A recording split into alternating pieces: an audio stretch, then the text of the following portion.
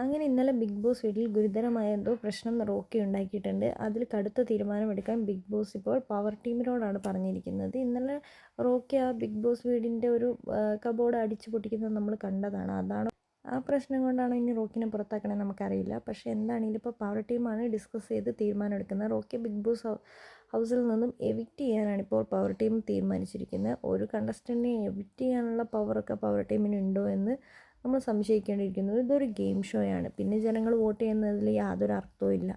എല്ലാം പവർ ടീമാണ് തീരുമാനിക്കണമെങ്കിൽ big boss ഹൗസിൽ എല്ലാ കാര്യവും മറ്റ് ശനി ഞായർ എപ്പിസോഡിൽ ലാലേട്ടനെ വരുത്തേണ്ട ഒരാവശ്യവും ഇല്ല. അവർക്ക് തന്നെ അങ്ങോട്ട് എവിക്റ്റ് ചെയ്ത് പറഞ്ഞു വിട്ടാൽ പോരെ.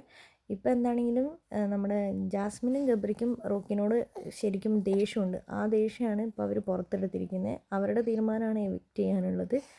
എന്താണെങ്കിലും റോക്കിയെ ബിഗ് ബോസ് ഹൗസിൽ നിന്ന് ഇപ്പോൾ എവിക്റ്റ് ആക്കിയിരിക്കുകയാണ്.